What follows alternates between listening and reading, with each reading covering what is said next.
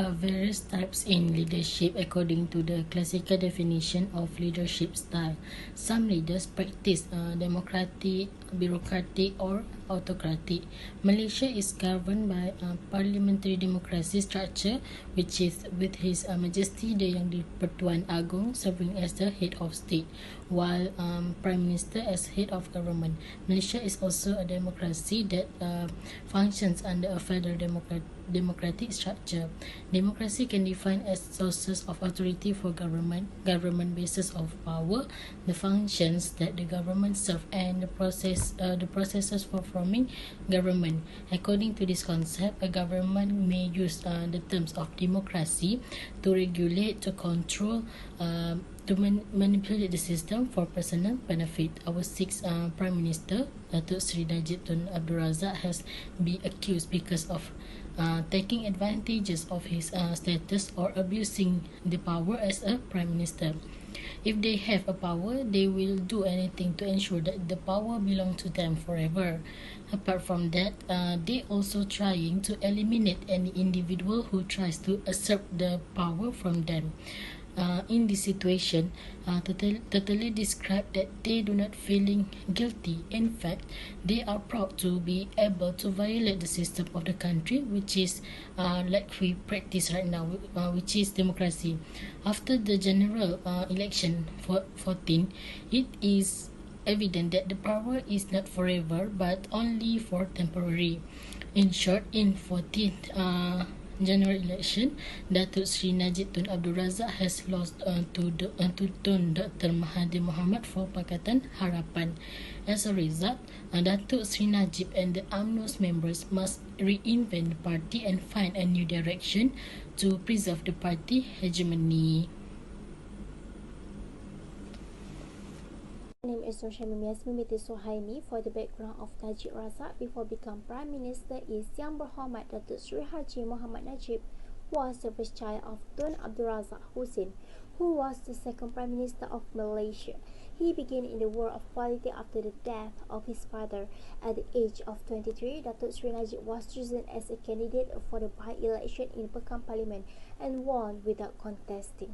He was appointed as Deputy Minister of Energy, Telecommunication and Posts. He also became the Chief Minister of Pahang and became the youngest Chief Minister in history. He has also held positions as Deputy Minister of Education, Deputy Minister of Finance, Ministry of Youth and Sport, Minister of Culture, Youth and Sport, Minister of Defence and Minister of Education. He continued to create success until become the Deputy Prime Minister of Malaysia. After he took over as Prime Minister, he introduced Gagasan One Malaysia, which fosters the unity of the people among the race.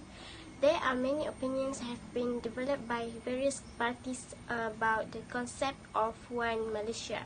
The goal of the One Malaysia's concept is clear, which is to foster and strengthen national unity. Fostering and strengthening this unity is a priority for them because they are aware that without such efforts, it is possible that Malaysia, which is multiracial, will be able to maintain its survival as a peaceful and prosperous country. The basic thrust of this concept is the rejection of any form of affirmative action and the full implementation of the principle of meritocracy in national policies, especially socio-economic policies.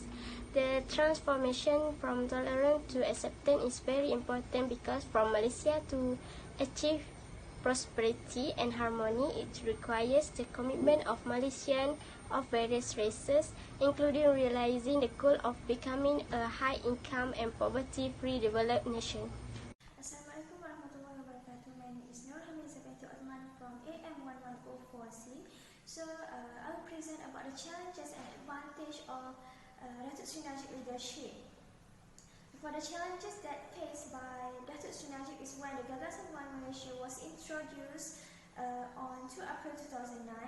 The implementation of Gagasan One Malaysia is to prioritize racial unity in Malaysia. It is to ensure that the people are in a state of peace without any conflict or war and to keep from the outbreak of interracial strife. So this effort is a priority because Malaysia is multiracial and it is also able to maintain its viability as a peaceful and prosperous country. The Malaysia concept of rakyat didahulukan pencapaian diutamakan is more of a concept established in a field of administration to advise the government leaders to carry out their assigned tasks more efficiently and responsibly to safeguard the interests of the people. So the challenges of the Gagasan Malaysia is when the Gagasan Malaysia was opposed by the opposition with allegation that Gagasan One Malaysia was equated with the Gagasan One Israel political party. For the next challenges is when the implementation of the Goods and Service Tax (GST) that was implemented on 1 April. The purpose of the implementation of this tax is to ensure the price stability of goods and services at a reasonable rate. So it also aims to prevent price manipulation by trades and that can cause problems to the cost of living of the people. However, there are challenges in the implementation of this goods and service tax where there are people who do not agree and angry with this implementation, especially for the low income people. The next is the advantage during the Datuk Sri Najib leadership. The advantage is the community welfare is maintained with the implementation of Mantuan Rakyat One Malaysia, which is BRIM.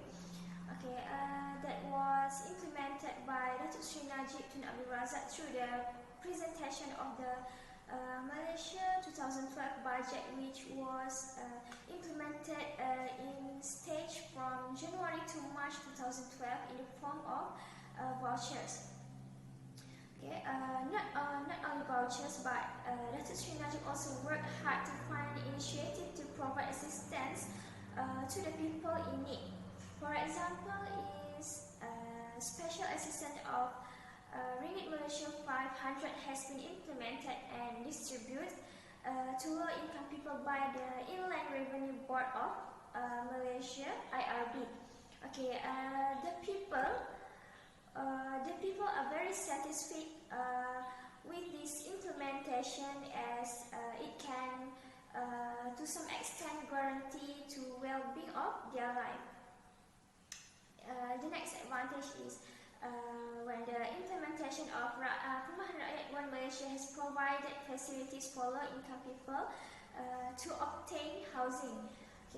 This housing is under the provision of Prima 2012 to build and develop affordable housing for low or middle-income people. So this Prima implementation is more concentrated in urban and suburban areas. The real purpose of the government implementing Perumahan Rakyat One Malaysia is to see the people can enjoy a more comfortable life and get good shelter. For example, the government introduced PPR housing as well as PPRT housing assistance for the people in need. Disadvantages during Najib administration. Najib Razak rules in his involvement in One Malaysia development berhad 1MDB scandal. Not only in Malaysia, the issue of 1MDB scandal has also spread globally, which has caused many people label Najib Razak as the Ross Prime Minister. Malaysia have debts loans that are under responsibility of 1MDB. That case should not be happening for a country's leader because it can undermine the credibility of the country. Next is the issue of implementation of goods and services tax, which is called GST. This leads to an increase the cost of living in people in Malaysia, and GST is a tax, and its tax is a payment that will be imposed on the goods in the market. Every single item in the market will be taxed, and this will burden the people, especially for the low income groups. The Barisan Nasional government under his leadership also seemed to fail to manage the implementation of GST, and that causing inflation or increase in the prices of goods. As the result of the incident, Barisan Nasional government lost in the current election. I will continue with the effect and implications of the Najib Abdul Razak leadership. As we all know, Najib Tun Abdul Razak is the sixth Prime Minister in Malaysia, who is known as the father of transformation.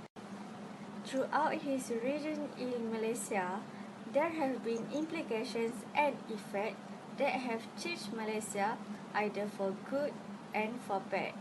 Among the implications of it are Najib Tun Razak launched a reform, bring about changes in the field of economy and governance in Malaysia.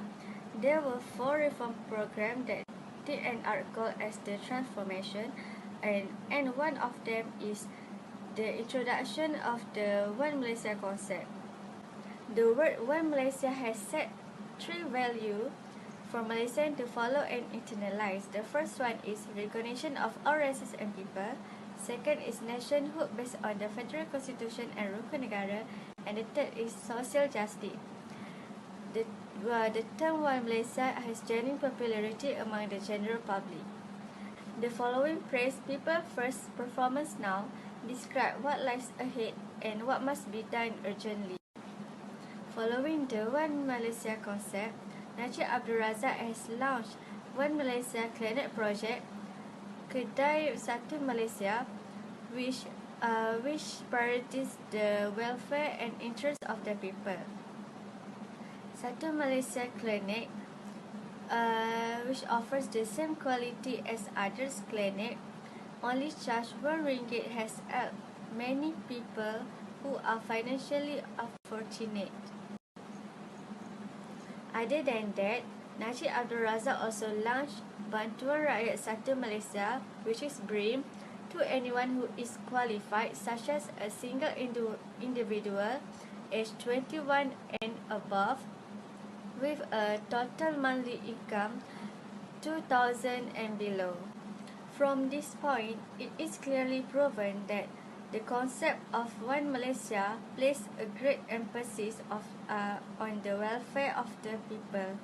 However, there are also the effects that brought about by Najib Abdul Razak with respect to issue One Malaysia Development Berhad (IMDB).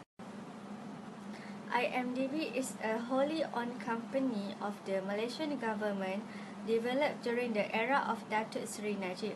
Initially, IMDB was known the Terengganu Investment Fraud, then rebranded as the One Malaysia Development Berhad. Then, IMDB has been embroiled in various controversies. Among them is scandal that gave a negative image to Malaysia, especially to its Prime Minister, which is Datuk Seri Najib. Following to the controversy, it was one of the reasons Barisan Nasional's big defeat during the last GE14, which saw after 60 years of ruling, Putrajaya is now taken by Pakatan Harapan. In conclusion, power is a major struggle for politicians, and they will do anything to preserve, maintain and ensure that power belongs to them for as long as possible. Najib Razak is seen to have reached his peak when, through the BN manifesto, in PRU14, he showed efforts to highlight the element in ensuring the party's survival.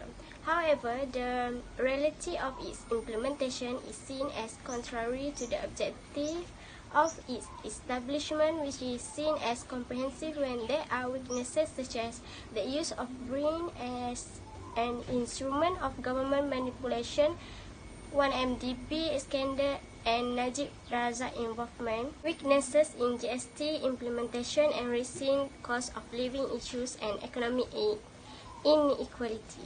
Even so, there is no denying that the implementation of PRIM is actually a turning point in social development in Malaysia when this approach can be said to be something new. However, from an implementation point of view, it needs some improvement in making it a mechanism that truly achieves its goal and is effective in solving the problem of economic distribution.